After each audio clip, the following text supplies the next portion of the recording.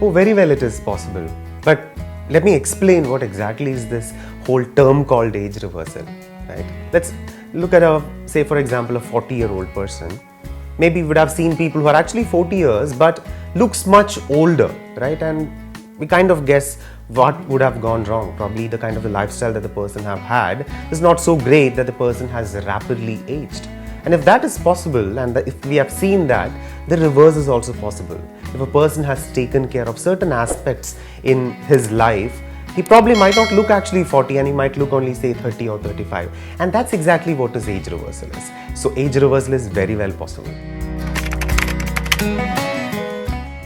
As I said, there are certain things which we can do to reverse the age.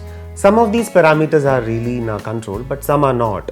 For example, genetic aspects and those kind of things are not really in our control. There are certain things which are in our control. So that would obviously be the lifestyle. But then what exactly is this lifestyle? There are many aspects of lifestyle. Obviously eating right and eating healthy is an aspect of lifestyle. Exercises is also an aspect of lifestyle. Right amount of sleep and rest and recovery to your body is also an aspect of lifestyle. So is abstaining from certain aspects such as smoking or not having too much of alcohol. These are all also an aspect of lifestyle, and these parameters are very well within our control, right? So if we take care of them, it is actually possible to look much younger and not look the age. So the basic 4 things that anybody can do to reverse the age and look much younger would be: number 1, diet. Diet basically means that eat right and does not mean that die eating or die not eating at all. Number 2, exercise, but do exercise with some amount of common sense. That's very important. Number 3, sleep, but then again, right amount of sleep. Sleeping too much and sleeping too less, both are equally bad. And 4th one would be to abstain from certain kind of aspects such as smoking and alcohol, so on and so forth. Oh well, there are many words about eating right. Some people call it dieting. Some people call it eating a nutritious plate or nutritious diet. Some people say eat right, With all these 3 examples, I would like to believe eating right is the right word, which basically means that you can actually have the food that you would like to have and well within your taste palettes and everything and still become healthy. Now, when we eat food, we obviously understand food in terms of the kind of the nutrients that we have, right? And that would be macronutrient, which is where we actually get the energy from. So that would be protein, fat, carbohydrates. So these are the macronutrients. We also get micronutrients, so that would be vitamins, minerals, which are important for a lot of vital functions of our body. We need both. But then it is also important that anything in excess is also bad. So when you actually eat food, you need to stay within calories. You also need to eat reasonably on time, and you also need to be sensible with the kind of the food that you eat. A lot of people come to us saying that want to become healthy and want to eat right, and their definition of eating right starts with eating on time, which is great. But just eating on time is not going to make a person healthy. What if you're eating on time and eating, say, a junk food? Not going to make you healthy, right? So it is also important to eat healthy food. But then, what if you're eating healthy food, but if you're eating too much of it? That is also important. So stay within the calories, eat healthy, eat good amount of right kind of food, and that's what is eating right is all about. So stay within calories and also include your food with right amount of vitamins, minerals, etc. So when you eat right, it is also important to be sensible about what you're doing, right?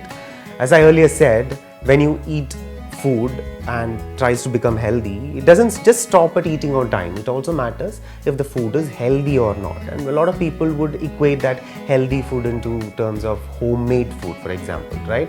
But let me give you an example. Instead of eating and stopping at 4 chapati, if you're eating, say, 6 or 7 chapati, in spite of it being healthy, is your body going to become healthy? Absolutely not. Even the world's most healthiest food, if you overeat, your triglyceride levels will increase.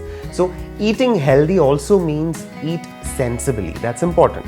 Now there are certain other set of people who in the name of eating healthy end up clean eating is, for example, in the name of eating clean, they end up taking all wrong decisions and end up, say, for example, vitamin B12 deficient, vitamin D3 deficient. There is actually even a condition called orthorexia nervosa, which is actually this obsessive obsession towards eating healthy, and actually ending up making wrong choices of food and ending up being nutrient deficient and unhealthy. So eating healthy also means be sensible. Stick within calories. Anything in its excess is bad, and also make the food nutritious and make sure it nurtures the body. That's what is eating right.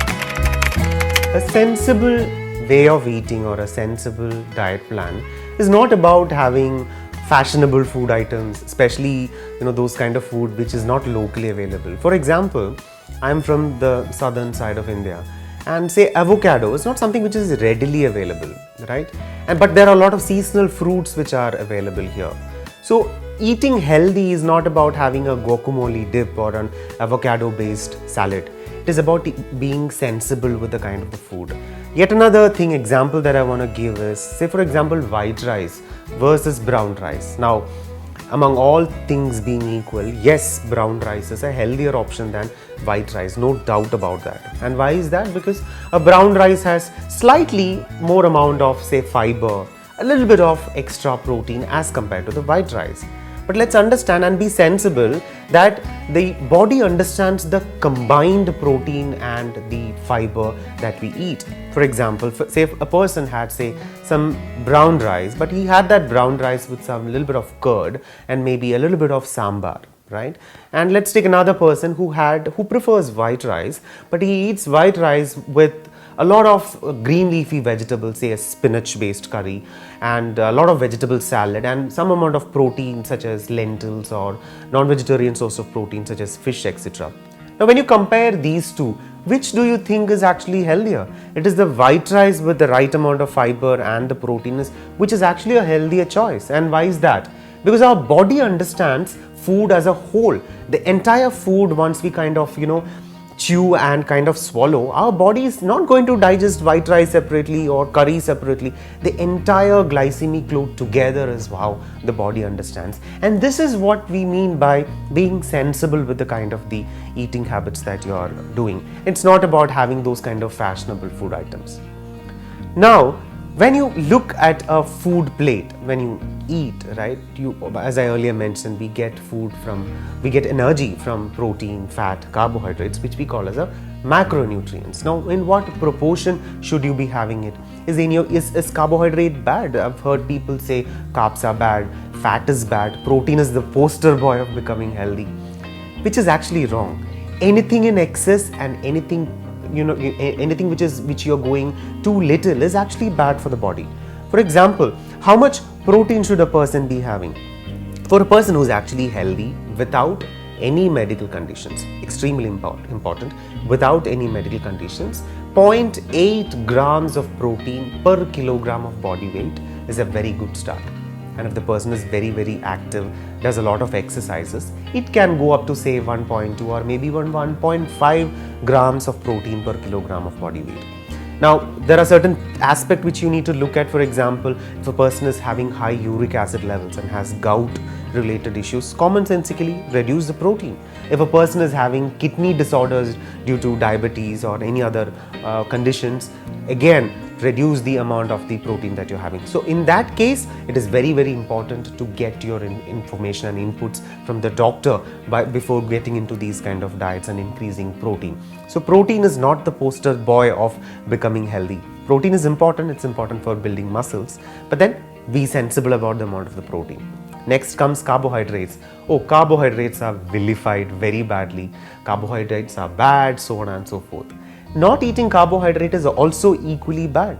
Carbohydrate is the most important and the prime source of energy, especially for our brain. So you need to eat right amount of carbohydrate. But then again, if a person is, say, diabetic, be sensible, reduce the amount of carbohydrate, add a lot of protein along and fiber along with it, and reduce the glycemic load. So again, be sensible. Fat, of course, is a lot of calories. Fat has double the amount of calories, more than double the amount actually, as compared to carbohydrates and protein. But then Fat is also important because there are many vitamins such as vitamin A, vitamin D, E, vitamin K, etc., which are fat soluble and gets absorbed into the body only if there is fat in the food that we eat. So dietary fat is important for absorption of these vitamins. It is also important for a hormonal balance. There are most of the sex hormones, for example, they are all the primary composition is actually fat or sterol or cholesterol. So it is important to have right amount of fat.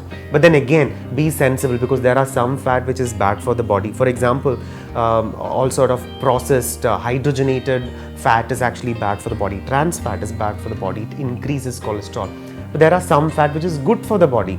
For example, omega-3, the fish oil, flaxseed oil, these are all good fat, right? So fat is, in that sense, again, be sensible. So a sensible way of eating is to eat right amount of protein, not too much but not too little. I have already mentioned how much should you be going with.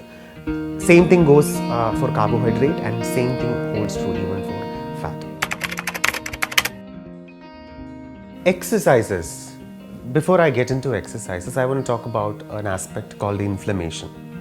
We live in a world wherein we are all surrounded by vehicle exhaust. The food that we eat is mostly pesticide laden. A lot of things are actually pro-inflammatory. And one of the best method to actually reduce inflammation, and oh, by the way, inflammation actually makes aging much more rapid. So reducing inflammation in the body is one of the important aspects to take care to reverse the age. And I could not find a better alternative than, right exercises to help in reducing this inflammation. So exercises in a way is actually anti-inflammatory. But then again, be sensible with exercises. Anything in excess is bad, and that's true even for exercises as well. When we talk about exercises, I would divide exercises primarily into 3 categories. Number 1 would be cardiovascular exercises. As the name says, anything which requires your heart and your lung to function.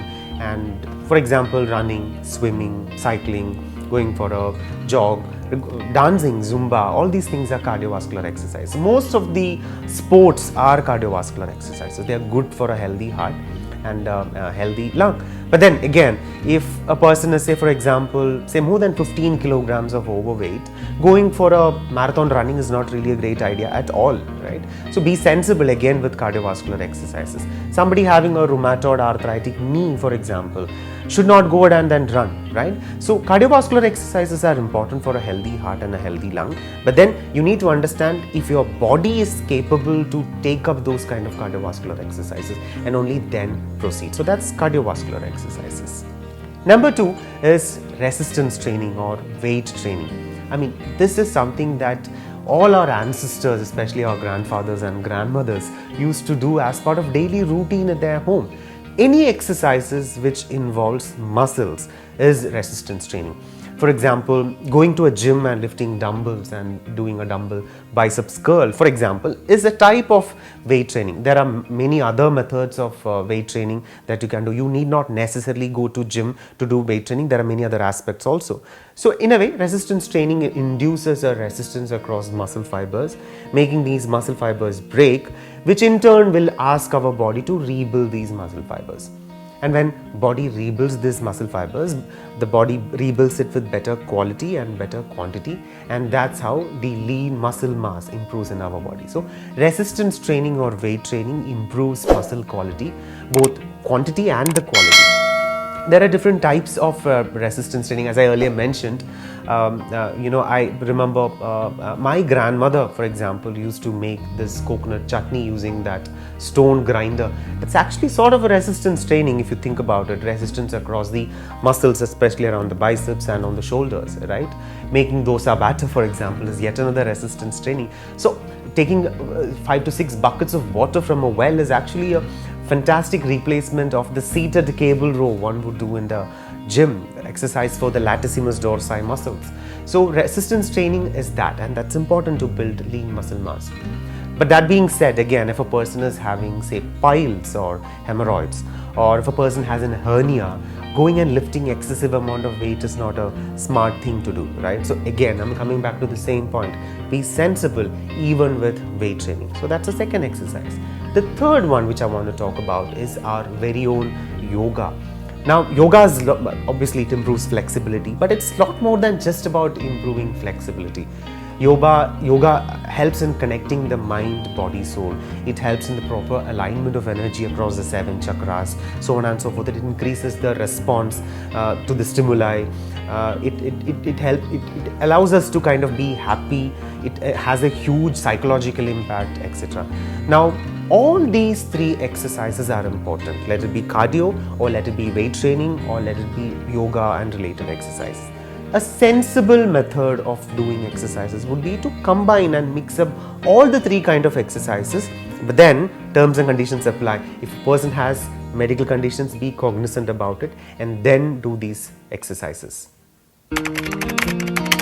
Exercises, while it is anti-inflammatory in nature, doing it too much is not going to help. It in fact might increase the inflammation in the body. So for a person who is actually just about to start with a lifestyle change, just about to start with exercises, 150 minutes of exercises in a week is a good start. That would be around 30 minutes every day for around 5 days in a week. So it is important to pace out these exercises over a period of time. Don't go ahead and then start running a marathon if you are just a newbie into exercises. Don't go ahead and start doing a 100 kg deadlift, for example, if you're just about to start with exercises. So pace down all these 3 exercises, mix up cardio, mix up weight training, mix up the yoga also, and then pace down these exercises so that it's not too much and too overwhelming for your body. Sleep is extremely important, and right amount of sleep, let me tell you that. Now, what exactly is sleep? Now, we spoke about eating right, we spoke about exercising, and the 3 aspects, which is actually 3 jigsaw puzzles which comes together, which makes sense out of a picture. The 3rd aspect or the 3rd puzzle is actually sleep. Without these 3 things in place, forget about becoming healthy or reversing the age. Sleep is that important. You might be actually eating healthy, you might be exercising, but might not be giving adequate amount of sleep and rest or recovery to the body. There is no point. The person will actually age rapidly. Why is sleep important? Because sleep is actually the time when body kind of cools down, repairs all the damages in the tissue. What exactly happens when you go to a gym and lift weights, or when you go for a run? There will be certain kind of micro tears which happens in the muscles, a lot of tissue repair which needs to be done. All that happens when you are sleeping. How much of sleep is required? At least 7 hours of sleep. 8 would be great. That's the amount of the sleep a person needs on a daily basis. And I would suggest that you actually sleep during the night. A lot of people ask that, can I sleep in the daytime instead? Or what if I sleep say 4 hours in the night and 4 hours in the morning, for example? It is always better to get that 8 hours of continuous sleep, and if you can get that at the night, that's even better.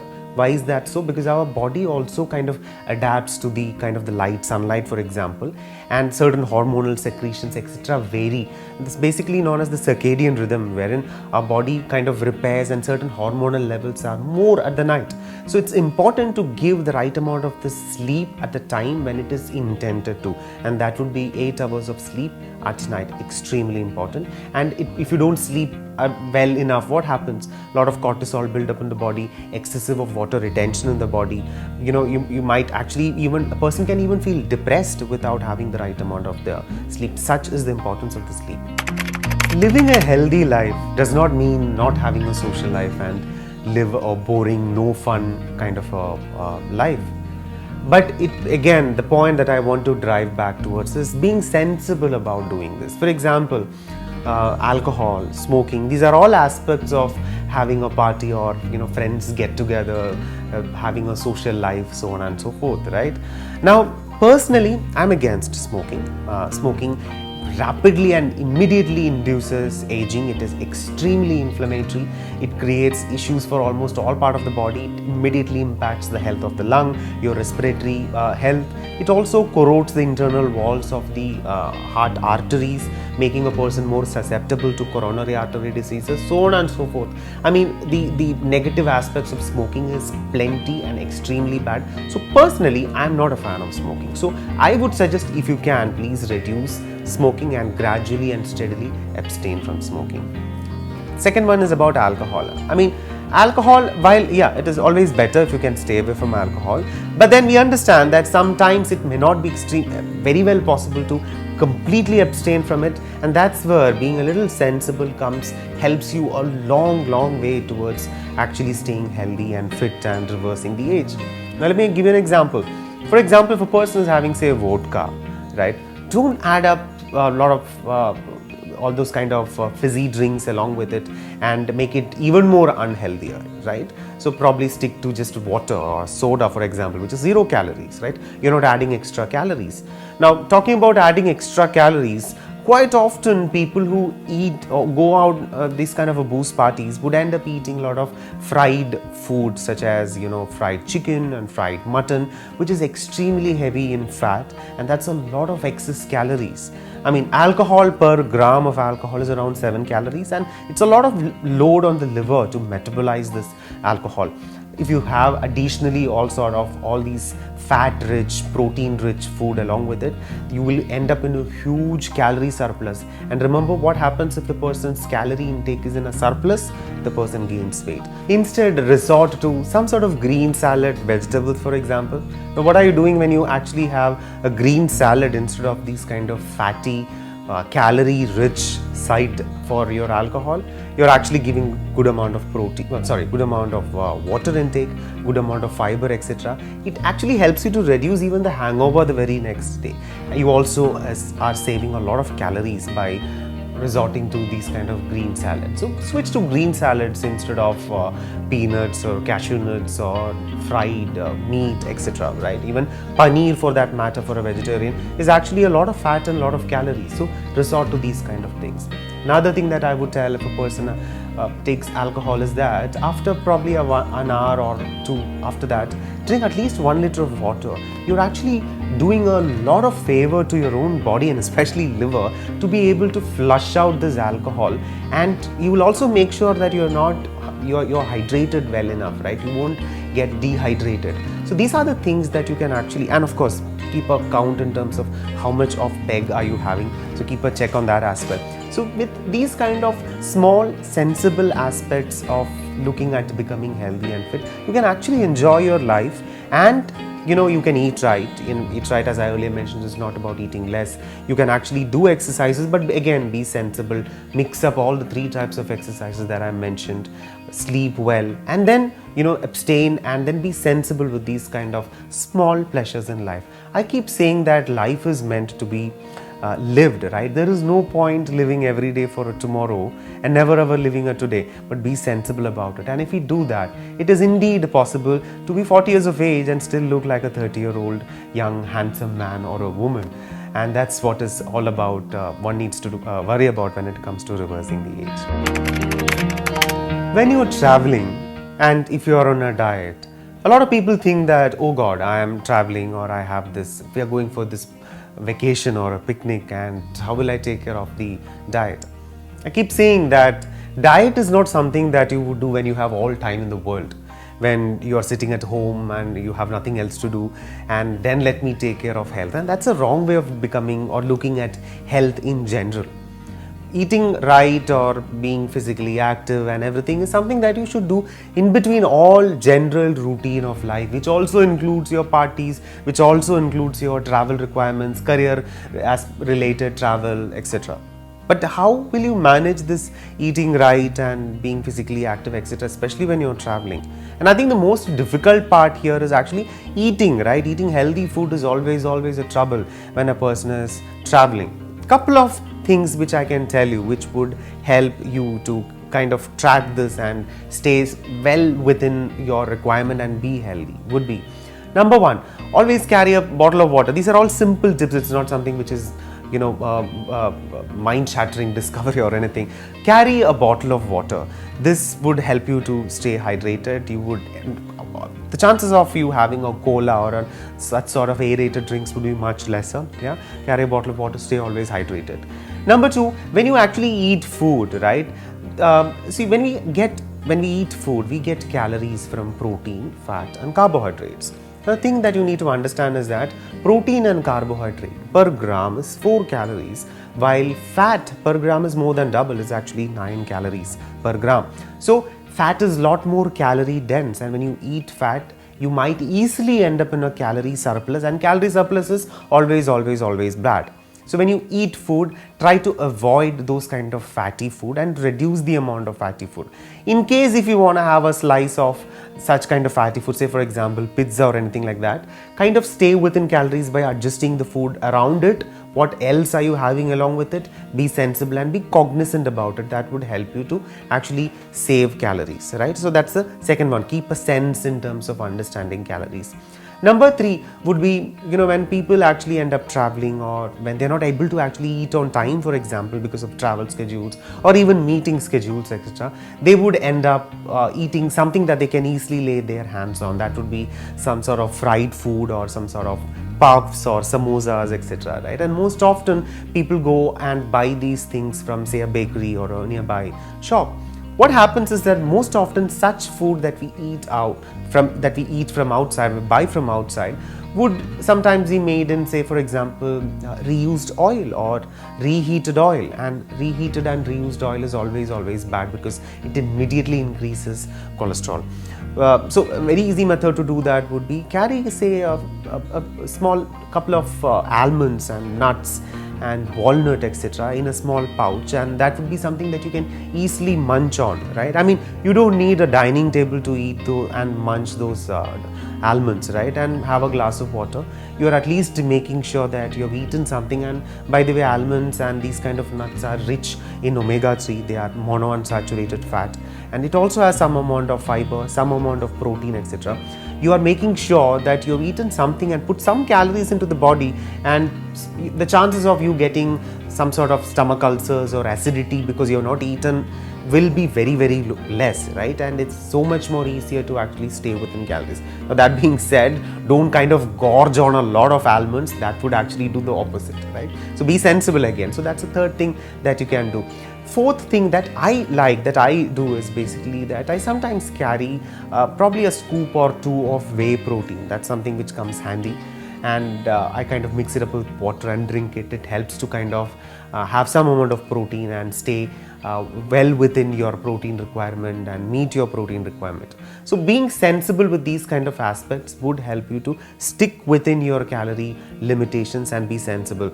For example, if you're going and buying, say, a Subway sandwich, you can probably ask that person to reduce the amount of the sweet onion sauce, maybe have double the amount of chicken, and reduce the amount of mayonnaise, and reduce the amount of cheese. I wouldn't say stop having cheese at all, but then reduce this because they are all fat and dense in calories, right? So these small things together, when you do it throughout the day, it makes a combined huge impact in terms of the total calories that you have eaten, and also the quality of calories. Even not just the calories, even the quality of calories also important. So these small interventions together would help you to stay healthy and fit, even if you are traveling, or even if you are not able to eat within your time because you have a busy career or a busy meeting schedule in your day-to-day routine. I hope this was helpful. Stay healthy, stay fit, and stay young.